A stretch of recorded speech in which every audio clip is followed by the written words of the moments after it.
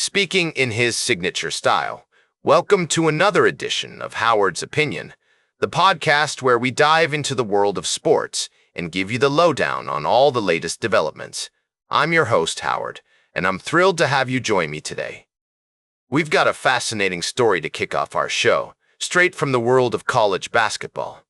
Last night, St. John's men's basketball team managed to squeak past Ole Miss in a rather ugly fashion, winning 63-58 at Madison Square Garden. Now, I know what you're thinking. An ugly win is still a win, right? But let me tell you folks, this one was a real rock fight. Both teams struggled to find their rhythm, combining to shoot a dismal 6 of 40 from three-point range and giving up 20 turnovers each. It was a game that will not be remembered for its aesthetic appeal, but rather for the gritty determination displayed by both teams. The Red Storm's star center, Zuby Ejiofor, was the standout performer of the night, recording a team-high 15 points, 9 rebounds, 3 steals, and an impressive 8 blocks. Yes, you heard that right, 8 blocks. He became the fourth Red Storm player to achieve this feat in a game, the first since Tariq Owens did it back in 2018 against Georgetown. Now, St. John's had their chances to put Ole Miss away early, but they failed to capitalize on several occasions. They came out cold to start the game, shooting just 1 of 6, but managed to spur a 13-4 run and take a 17-14 lead with 10,041 remaining in the first half. However, they couldn't sustain that momentum and allowed Ole Miss to claw back into the game.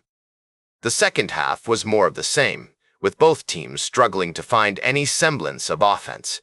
St. John's did manage to build a 14-point lead at one point, but Ole Miss refused to give up, mounting a 10-0 run to draw within 4 points with just over 5 minutes remaining. In the end, it was Ejiofor and Dylan Darling who came up clutch for the Red Storm, combining to score 11 of their team's final 12 points to secure the win. Darling scored all 7 of his points in the final 4 minutes, including a crucial layup that gave St. John's a 55-47 lead. So, what does this win mean for St. John's? Well, it's their first victory against an SEC opponent in 13 years, and it shows that they have the grit and determination to grind out tough wins. They'll have a whole week to prepare for their next matchup against the Iona Gales on Saturday, December 13. And that's where we'll leave it for now.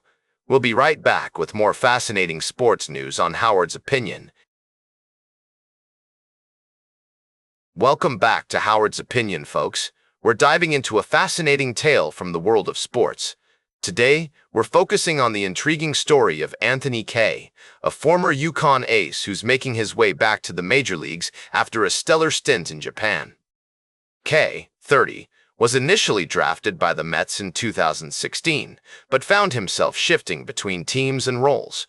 However, after joining the Yokohama Bay Stars in Japan, he discovered his groove, pitching to an impressive 1.74 ERA with 130 strikeouts.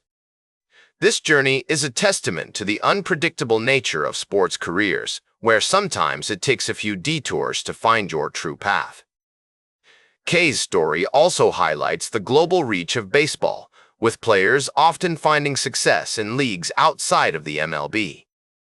Now, as he prepares to join the White Sox on a 2-year, $12 million deal, we can't help but wonder what the future holds for this talented player. But that's not all. We're also seeing a ripple effect in the sports world, with other UConn alumni making waves. From Kyler Fedko's potential pick in the Rule V draft to Reggie Crawford's promising yet injury-plagued career, it's clear that UConn is breeding talent that's catching the attention of teams across the league. As we explore these stories, it becomes increasingly evident that the world of sports is full of second chances and unexpected turns. Whether it's a player finding new life in a different league or a team discovering hidden gems, there's always something new to uncover. And speaking of new discoveries, UConn itself is making headlines, with its men's and women's basketball teams ranking high, alongside its hockey teams. The question on everyone's mind now is, what does the future hold for these talented athletes and their teams? Will they continue to rise through the ranks, or will they face new challenges that test their mettle? One thing is certain, We'll be keeping a close eye on these developments, bringing you all the latest updates and insights right here on Howard's Opinion. Welcome back to Howard's Opinion. As we wrap up today's show, I'd like to shift our focus to the world of sports, specifically soccer or football, as many of you might call it. We've seen some incredible achievements lately, and one that stands out is Lionel Messi's recent win with Inter Miami CF in the MLS CupFinal. This victory not only marks a significant milestone for Messi, but also places him in an elite group of players who have won both the FIFA World Cup and the MLS Cup. Messi, alongside teammates Sergio Busquets and Rodrigo de Paul, joins this exclusive list, each having secured a World Cup title with their respective national teams: Argentina for Messi and de Paul, and Spain for Busquets.